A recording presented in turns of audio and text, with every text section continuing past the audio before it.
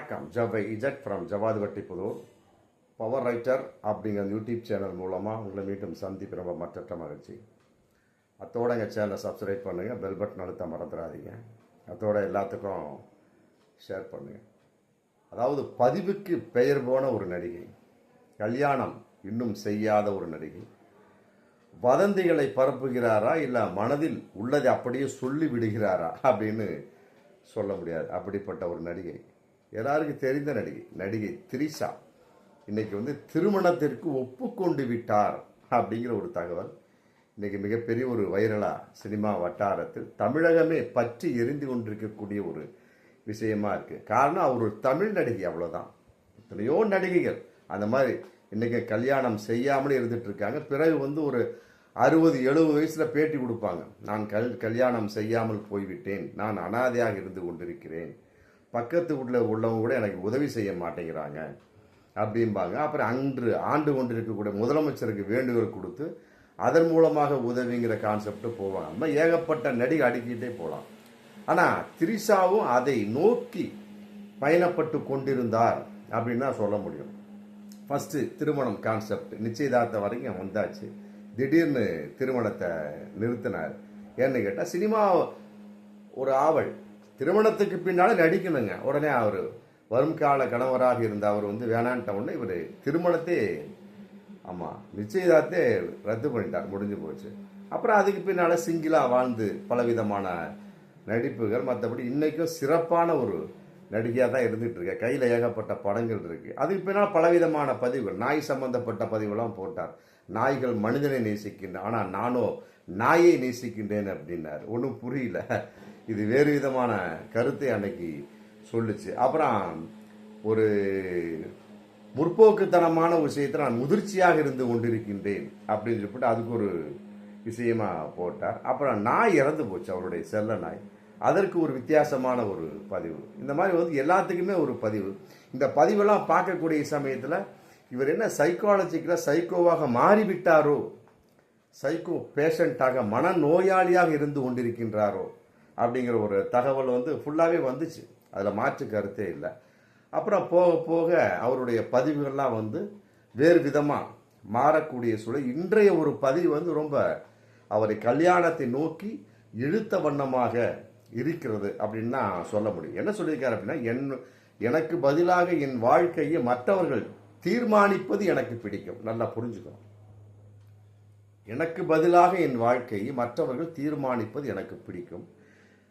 அடுத்து ஹனிமூனை திட்டமிடுவார்கள் என நான் ஆர்வமாக இருக்கின்றேன். நல்லா புரிஞ்சுக்கணும்.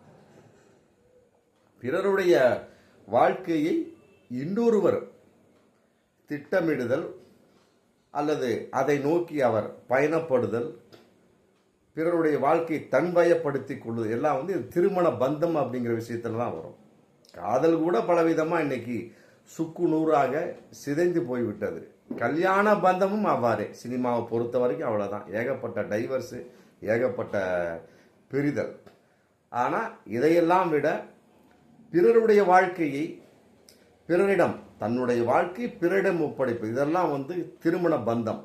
அப்போ கணவன் மனைவிங்கிற ஒரு வட்டத்துக்குள்ளே தான் அது வரும். அதன் அடிப்படையில் ரொம்ப தெளிவாக சொல்லிவிட்டார் அப்படிலாம் சொல்ல முடியாது. அதையும் அவர் மறைமுகமாக தான் சொல்லிக்கிட்டு இருக்கிறார். அதன் அடிப்படையில் இன்னைக்கு நெருக்கமான ஒரு நண்பர் சண்டிகர்ல இருக்கிறாராம். அவர் இவங்க குடும்பத்தோட ரொம்ப நெருக்கமாக உறவு கொண்டவராம், நீண்டகால நண்பர். அதன் அடிப்படையில் அவரோடு இவருக்கு திருமணம் நடக்கலாம் அப்படிங்கிற மிகப்பெரிய ஒரு இது வதந்தியா உண்மையா அப்படிங்கிறது தெரியும். ஆனால் இவருடைய பதிவை பார்க்கக்கூடிய சமயத்தை திருமணத்திற்கு ஒப்புக்கொண்டு விட்டார். துண்டா தெரியும். எனக்கு பதிலாக என்னுடைய வாழ்க்கையை பிறர் தீர்மானிப்பது எனக்கு பிடிக்கும்னா, அப்போ இவர் தன்னை பிறரிடம் ஒப்படைக்க போகிறார் அப்படிங்கிறது கன்ஃபார்மாக தெரிஞ்சு. அப்போ இது காதல் வாழ்க்கை கிடையாது, கல்யாண வாழ்க்கை தான். காதல் என்பது அது ஒரு பிரிவான ஒரு விஷயம். கல்யாணம் என்பது அப்படி இல்லை.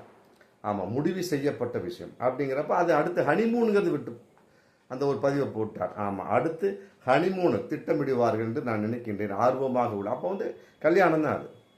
காதலுக்கெல்லாம் ஹனிமூன் கிடையாது, கல்யாணத்துக்கு தான் ஹனிமூன். அப்படி இருக்கக்கூடிய சமயத்தில் இவருடைய நிலைப்பாடு துண்டா தெரிஞ்சு போச்சு. கல்யாணத்துக்கு தயாராகி விட்டார். அடுத்தது ஹனிமூனுக்கு அவர்கள் திட்டமிடுகின்றார்கள். எல்லாமே அவர்கள்னே போறார். நல்லா புரிஞ்சுக்கணும். கல்யாணம் கான்செப்ட் கூட பிறருடைய ஒரு தன்னுடைய வாழ்க்கை பிறர் திட்டமிடுகிறார்கள் அப்படி எனக்கு பிடிக்கும். அதே மாதிரி ஹனிமூன் எனக்கு பிறர் திட்டமிடுகிறார்கள் அப்படி ஆவலாக இருக்கிறார் அப்படி. அப்போ எல்லாத்தையுமே இவர் பிறரிடம் ஒப்படைத்து விடுகின்றார். நல்லா புரிஞ்சுக்கணும். அது ஆணாகத்தான் இருக்க முடியும்.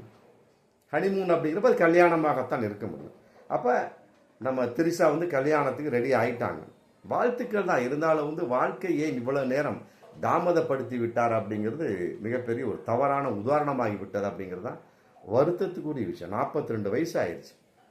எல்லாருக்கும் கல்யாணம் 42 வயசுல நடக்கலாங்க. அது ஆணாக இருந்தால் பரவாயில்லை. பெண்ணாக இருக்கக்கூடிய சமயத்தை அடுத்து இருக்கு இல்லையா, கர்ப்பம், குழந்தை பிறப்பு, அதெல்லாம் இருக்கக்கூடிய சமயத்தில் நயன்தாரா மாதிரி வாடகை தாயெல்லாம் பண்ணக்கூடாது.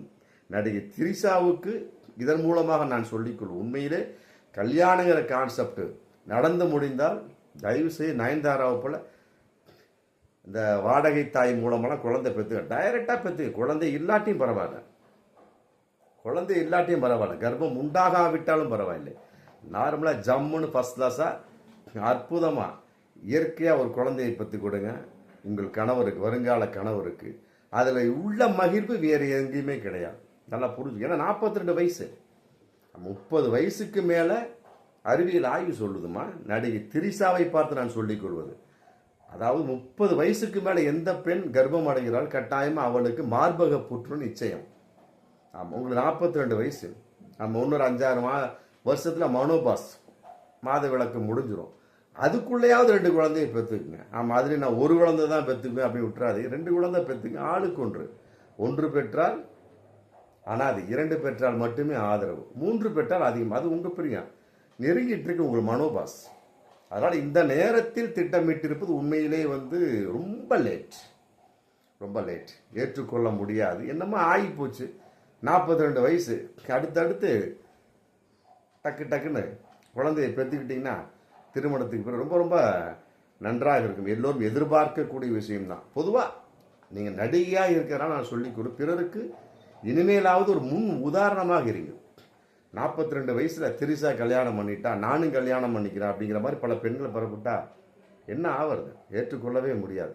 இது தவறான ஒரு முன் உதாரணத்தை இதுவரை திரிசா ஏற்படுத்தி விட்டார் அப்படிங்கிறது கன்ஃபார்ம். இதற்கு மேலாவது பிறருக்கு நல்ல உதாரணமாக இருப்பார் அப்படின்னா எல்லாரும் எதிர்பார்க்கக்கூடிய விஷயம். பார்ப்போம். கல்யாணமும் நன்றாக நடக்கட்டும், ஹனிமூனும் நன்றாக நடக்கட்டும், திரிசாவுக்கு குழந்தையும் நன்றாக பிறக்கட்டும். இதுதான் எல்லோரும் எதிர்பார்க்கக்கூடிய ஒரு அற்புதமான விஷயமாக இருந்து கொண்டிருக்கிறது. ஆமாம், எல்லோரும் அப்படிங்கிறப்ப தமிழகம் முழுவதும் பார்ப்போம். மீண்டும் அடுத்த வீடியோ. நன்றி.